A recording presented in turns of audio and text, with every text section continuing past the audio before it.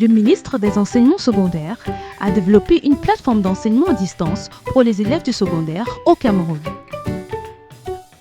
Une série d'enseignements dispensés par les enseignants de qualité pour les élèves du secondaire. Apprendre n'a jamais été aussi simple avec l'enseignement à distance. Une initiative du ministère des Enseignements secondaires sous la supervision du professeur Nalova Lyonga en collaboration avec le ministère des Postes et Télécommunications, la CAMTEL, la CRTV et l'UNESCO. Nous introduisons l'enseignement à distance comme une autre méthode d'enseignement et d'apprentissage qui diffère du cadre de classe traditionnel auquel vous êtes habitué. Dans le mode d'enseignement à distance, vous n'êtes pas avec l'enseignant en personne, alors prenez votre temps, détendez-vous, écoutez l'enseignant, prenez des notes et visitez les liens suivants pour toute question ou réponse à vos préoccupations. Allez-y à votre rythme.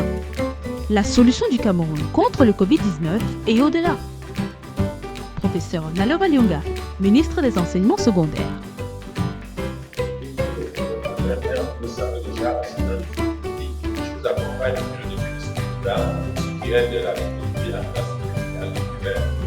Nous allons continuer notre parcours avec cette fois-ci la leçon de 14 qui porte sur les travaux dirigés de consolidation, du commentaire philosophique, de texte. Alors, il s'agit ici bien évidemment d'un simple travail de consolidation parce que depuis la classe de seconde, vous avez déjà été nourri, du moins théoriquement et un peu pratiquement, aux travaux aux commentaires de texte. Philosophie du texte et on a commencé le travail de consolidation en classe de première. Nous allons déjà indiquer le plan qui est le suivant. Nous avons les objectifs, nous avons les prérequis, la situation problème, les activités d'apprentissage prévues, une évaluation et le devoir. Il s'agit des exercices proposés à faire à la maison. Et nous commençons rapidement en déclinant les objectifs de cette leçon, qui doit te permettre, cher apprenant, de déterminer les parties d'un commentaire philosophique du texte et de produire les contenus appropriés du commentaire philosophique. Il s'agit de rédiger les travaux de commentaire philosophique, de rédiger les devoirs conformes répondant aux exigences méthodologiques en la matière.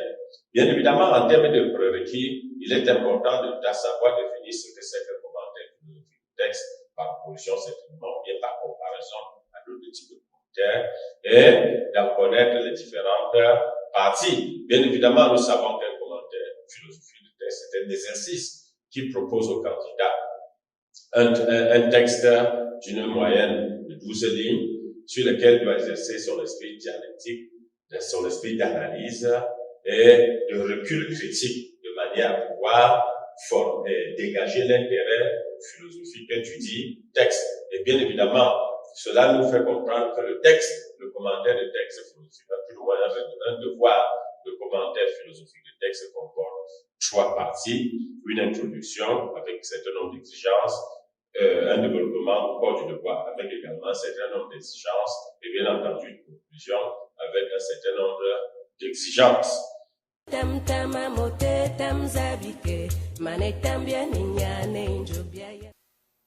la situation problème ici nous est donnée à partir du fait qu'autour de nous constatons que de nombreuses personnes éprouvent un certain nombre de difficultés à rédiger des bons devoirs de commentaires philosophiques. Il s'agit de la difficulté que rencontrent bien de personnes, en particulier les candidats aux examens, notamment baccalauréat, à rédiger des devoirs de commentaires philosophiques répondant parfaitement aux exigences méthodologiques de l'exercice. Alors, ce qui nous conduit à la problématique suivante: que faut-il faire pour réussir son commentaire philosophique du texte?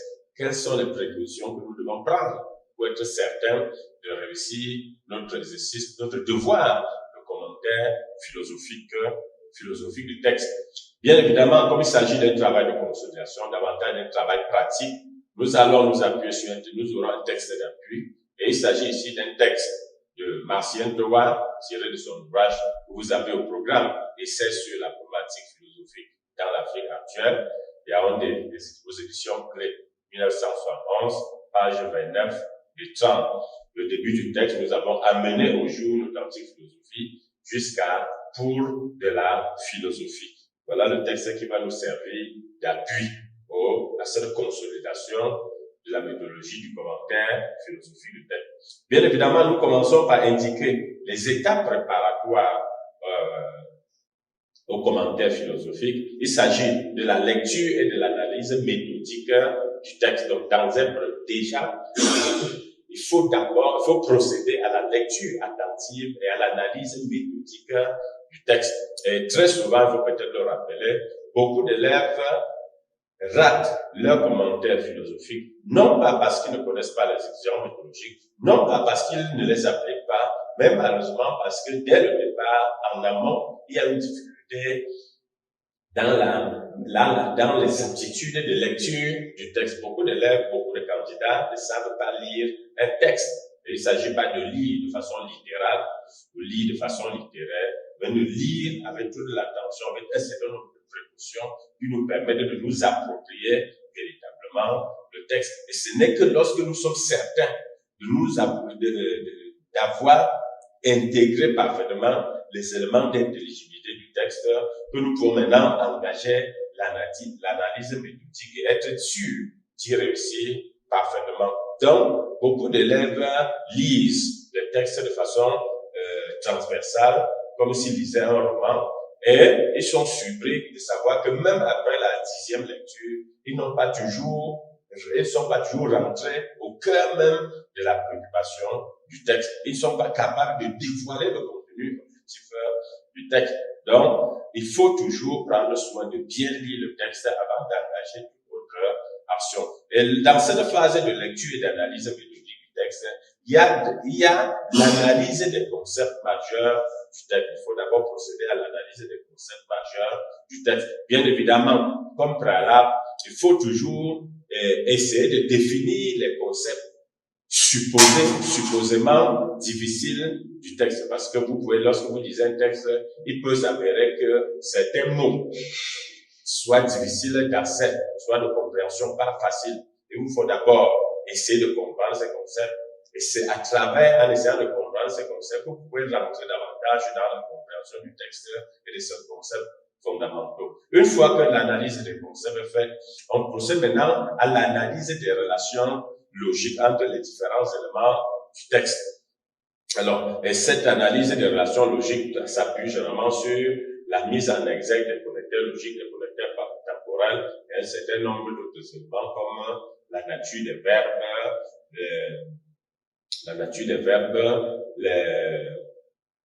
les temps verbaux, etc.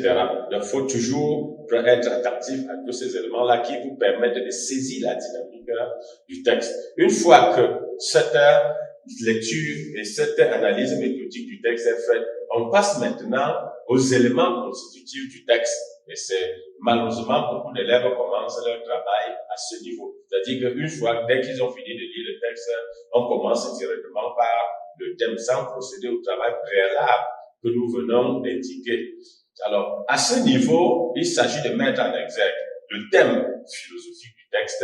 Et pour le texte qui nous intéresse, le thème ici est la philosophie. Le texte de Martien Toa a pour thème principal la philosophie. Je rappelle que lorsque nous voulons trouver le thème du texte, nous devons savoir nous poser la question de savoir de quoi parle le texte. En nous posant cette question, la réponse nous permet de saisir le thème du texte. Le deuxième élément constitutif du texte est le problème philosophique. Et dans le cas d'espèce, dans le texte qui nous intéresse, le problème ici est la nature de la philosophie, la nature ou l'essence de la philosophie. Le problème ici est dans la préoccupation.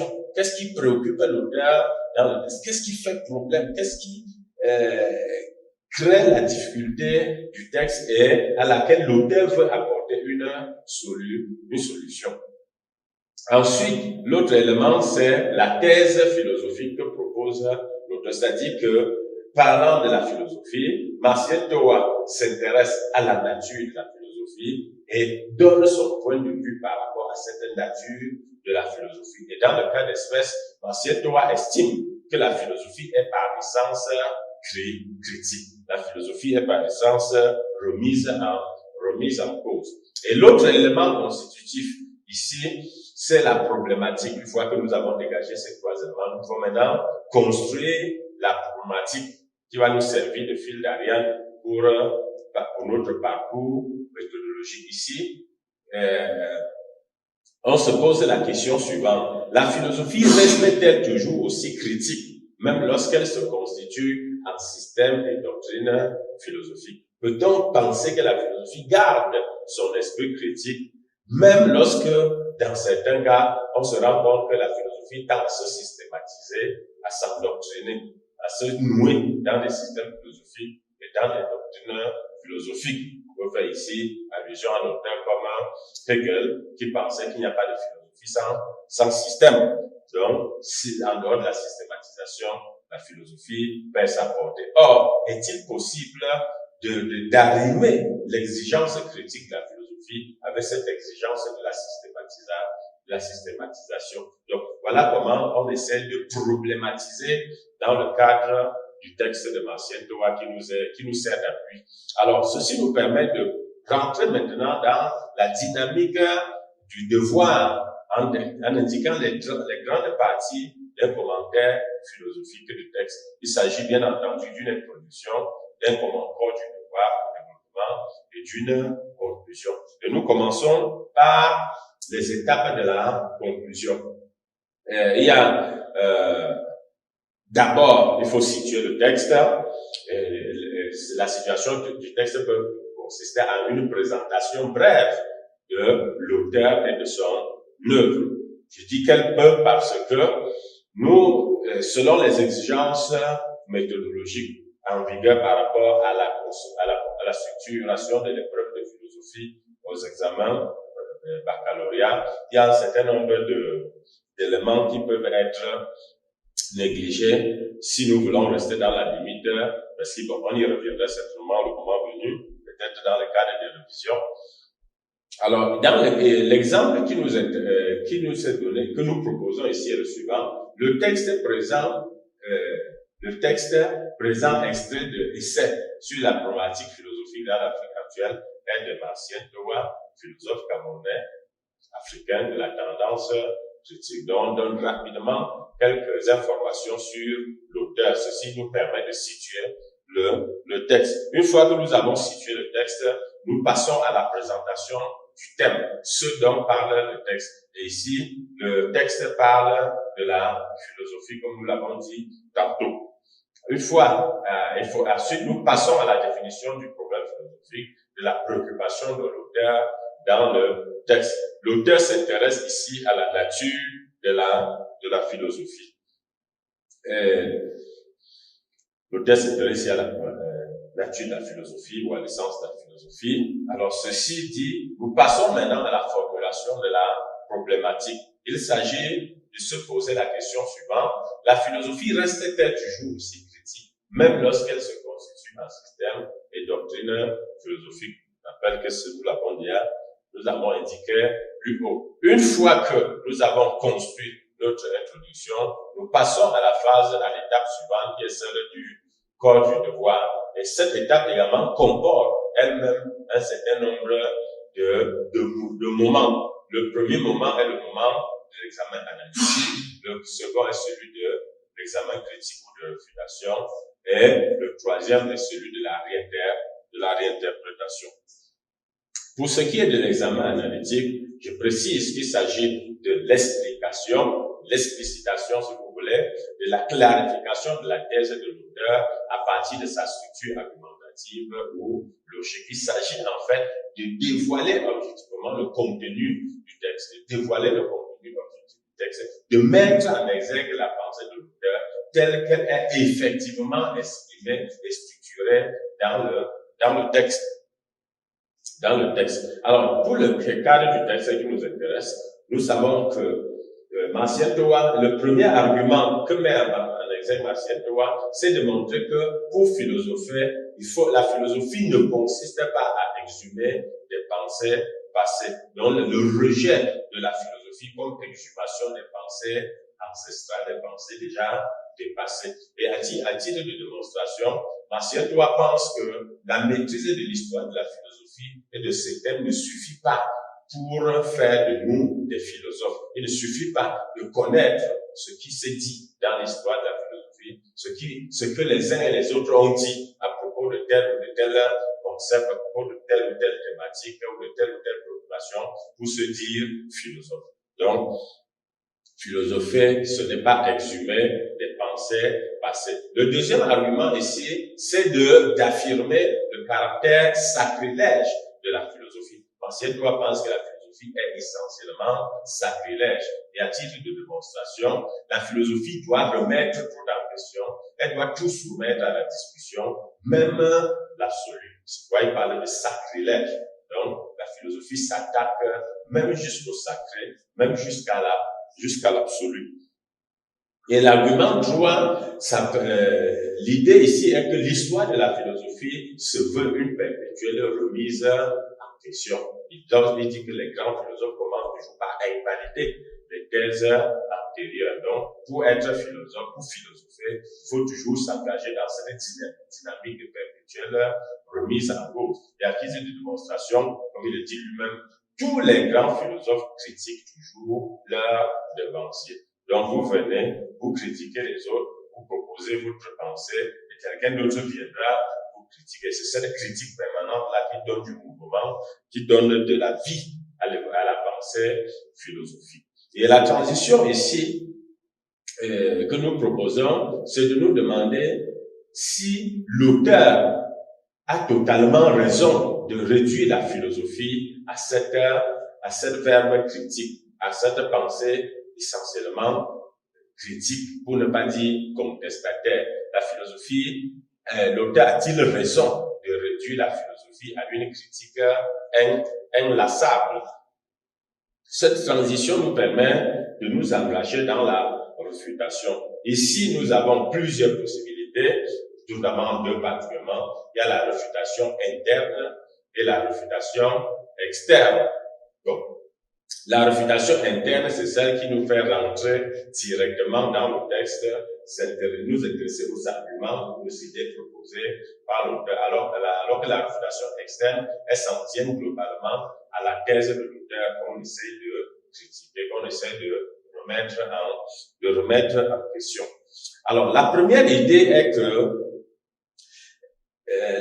la nature même des systèmes et doctrines philosophiques, c'est-à-dire le fait que la philosophie ait cette tendance à se constituer en système et en doctrine. La philosophie est presque inexistante au sein des systèmes et des doctrines philosophiques. Si, lorsqu'on réduit la philosophie à une critique, à l'intérieur d'un système, à l'intérieur d'une doctrine, il est difficile, sinon impossible, de vouloir mener la critique au risque d'être considéré comme un subversif ou un dissident. Donc, au sein des systèmes philosophiques, au sein des doctrines philosophiques, la pensée tend à se systématiser de façon plus ou moins dogmatique. Il est d'ailleurs peut-être à rappeler que le mot dogme n'est pas étranger à la notion de doctrine.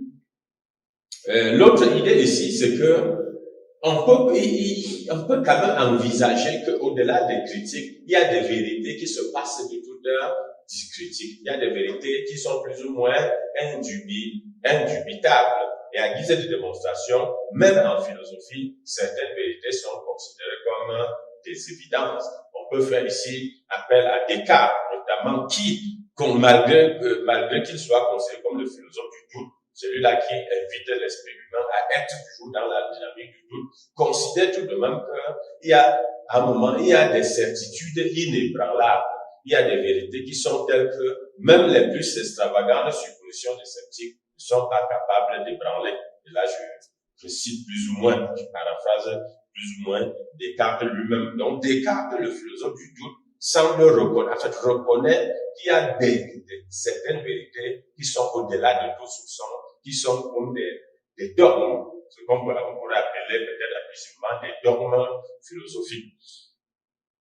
On sait très bien que Descartes lui-même dit que nous pouvons douter de tout, mais nous ne pouvons pas douter de ce que nous sommes en train de douter. Or, le doute apparaît alors comme une certitude, l'une des certitudes inébranlables dont parle l'une des évidences.